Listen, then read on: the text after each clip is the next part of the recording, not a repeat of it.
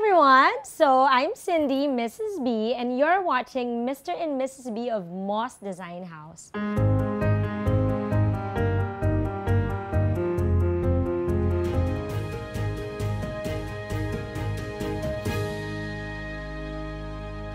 So, as you can see, wala akong partner today. I don't know where Mado is. I have no idea. He just fled.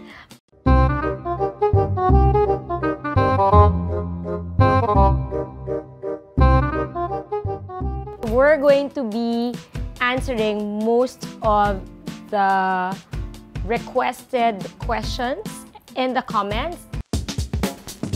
How much does home fluffing cost? So, usually it really varies, and it's funny because, syempre, I don't want to give you vague answers, right? But it really varies into the extent of what you wanna do. So it works both ways. We'll give you a cost. This one is not per square meter area. With home fluffing kasi, you have a lot of things that you already own.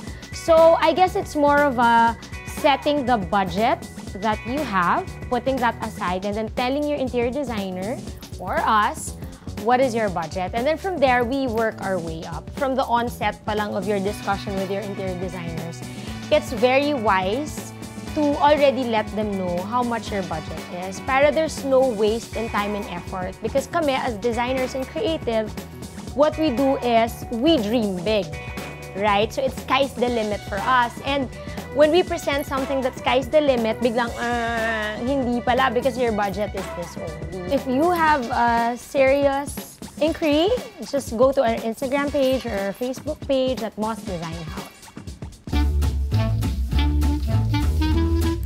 Okay, so next question is from Mariz Mayol, right?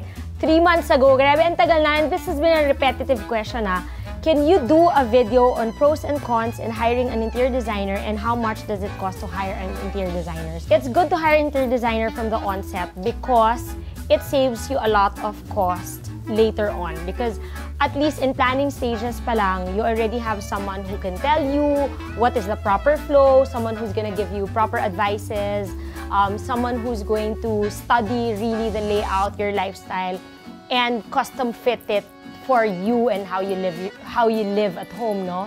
Think of it as a doctor, diba? When you go to a doctor, you tell what your symptoms are and whatnot, and then they give you a diagnosis. So, syempre that's better rather than going there, may sakit ka na, and then you go to the doctor and it's more costly and sometimes hindi na talaga mahabol. So, it's really better to hire. It's good to get really sound advices from professional interior designers who have really good experience and someone who understands you.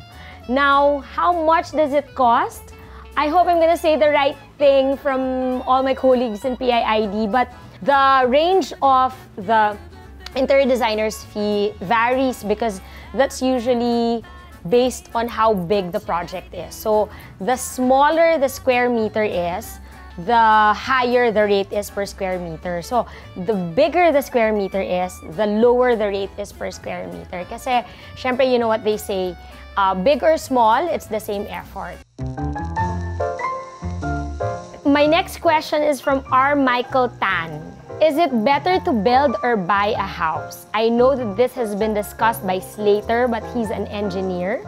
So I want to know your point of view as a licensed interior designer. Okay, I would have to say it's better to build a house because then you'd know it's exactly what you want. It's exactly how you envision a house.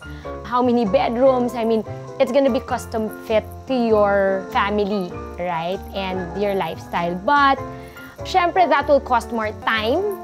You know, to build a house, you have to hire an engineer, you have to hire an architect, you have an interior designer. There's planning stage, we've discussed this, it's 24 months to be able to build a house. Whereas, to buy a house, syempre, it's very easy. In short, tapos na yung sakit ng ulo mo. Ito maraming questions na ganito. Okay, from the possible dream, I'm always amazed with your design concepts and details and the final look. I always watch your videos. The one with Bella was so beautiful. We live in Iloilo City. I hope you will accept projects from here. Yes, we do out-of-town projects. We've had projects in Davao, Cagayan de Oro. We've had projects in Cebu, Baguio, Pampanga. We have projects as well in the US, especially with our Design on Demand. So that's the online platform. So it's very easy to communicate with us. Drop us a message and we'll assess your space and what service we can offer you.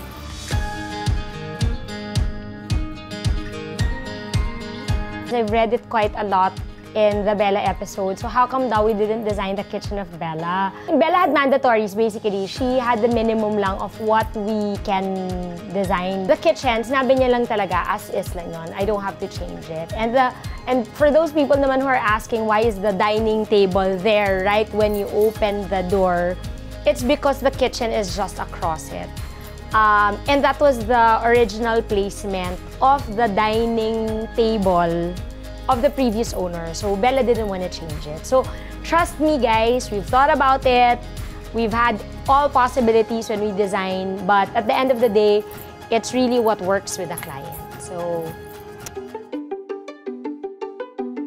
there was also one question which is about the mirror in front of Solen's bedroom. A lot of people were so scared that the mirror was so heavy, tapos it wasn't fixed on the wall, and baka daw malaglag kay Tilly.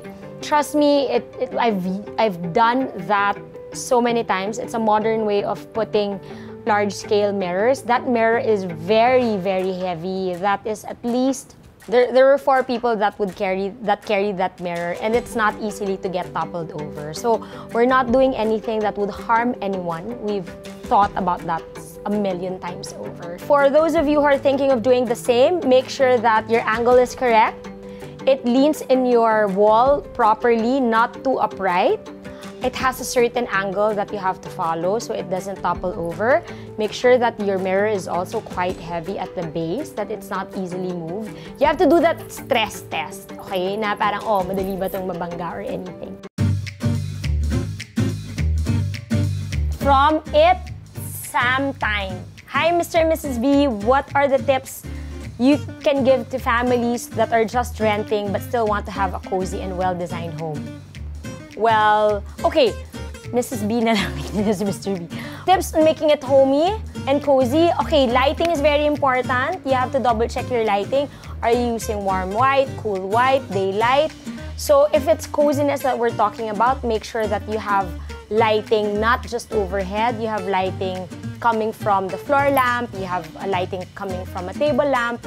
And you have to have a play of lights. Warm white is the one that emits the warmest one. Making it cozy is also about colors. It's, you know, you try to use warm tones versus the cold tones. So warm tones, when I say warm tones, those are mostly the browns, the taupes, the creams, rust, oranges, yung mga ganon. Maybe deep yellows. The colds are towards the grays, black, stark white, blue, yan. Those are the cool tones. So, I mean, both colors can make it cozy, pero extra lang si the warm ones.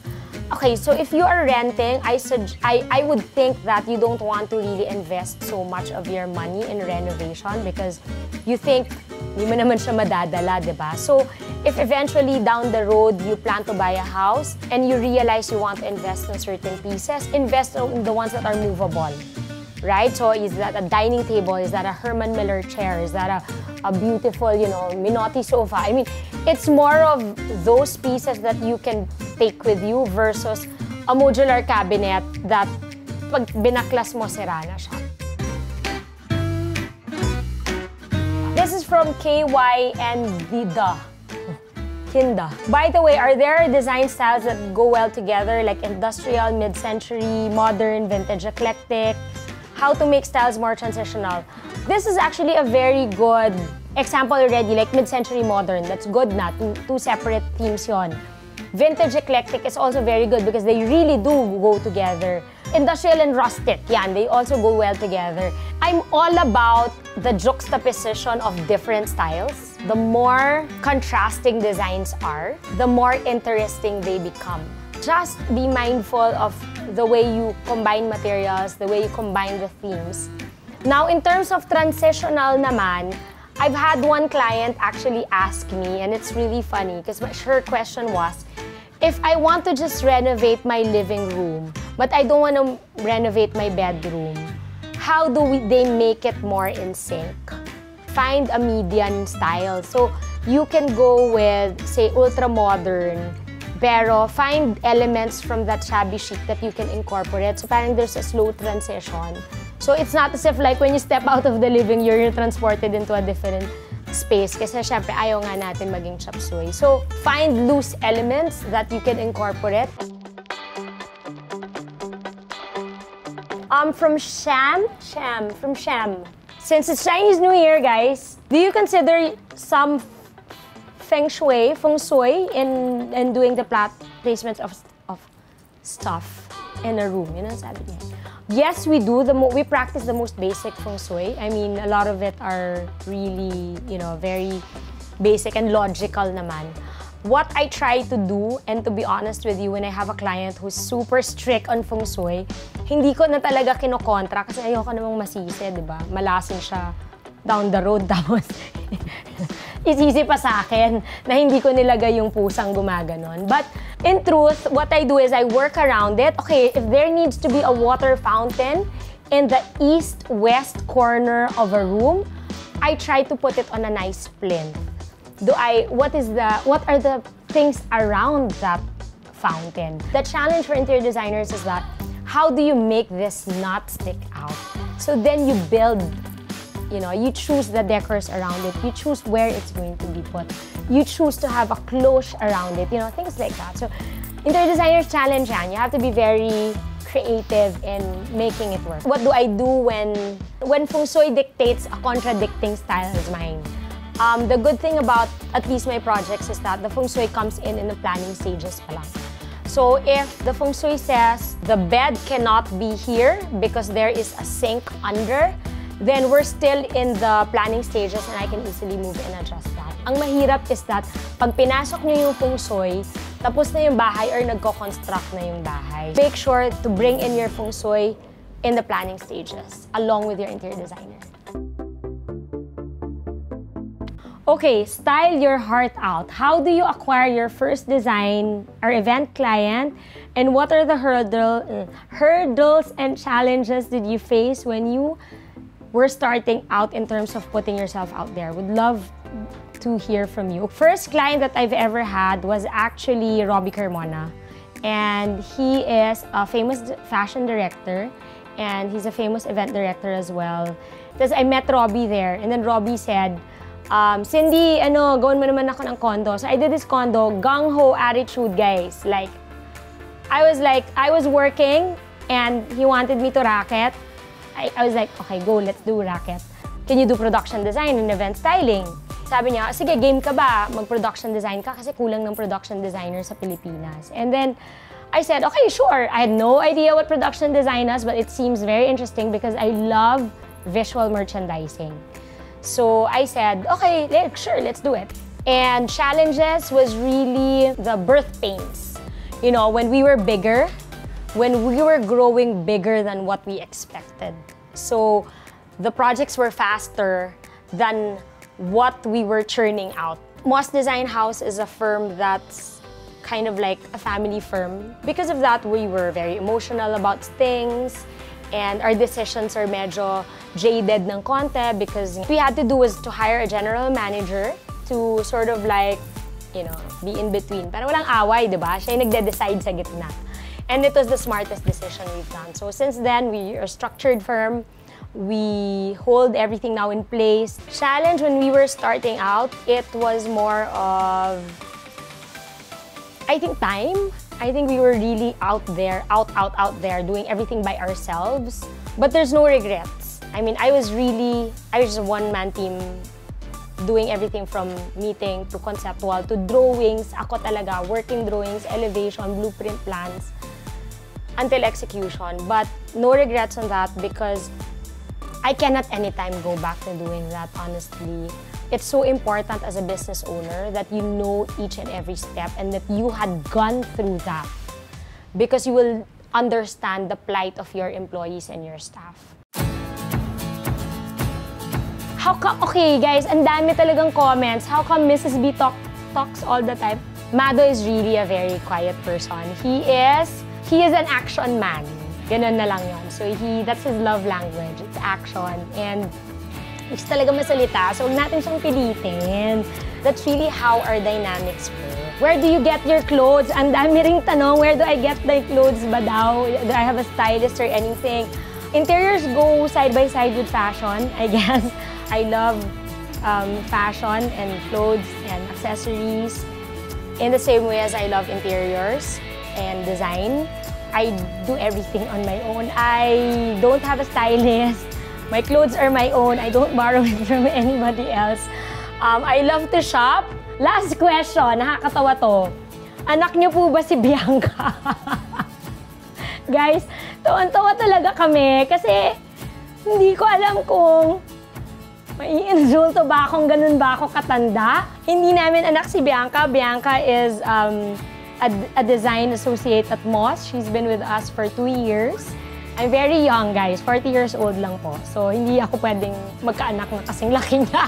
There you have it. Thank you everyone for watching. I hope to be able to do another round of this kasi ang dami talagang questions that we can't seem to answer. Tsaka malungkot talaga na wala akong kasama. So, let's just wait for Mr. B when he comes back from I don't know where. Okay, but anyway, guys, comments, suggestions, click the subscribe button, like and share. And, yun na.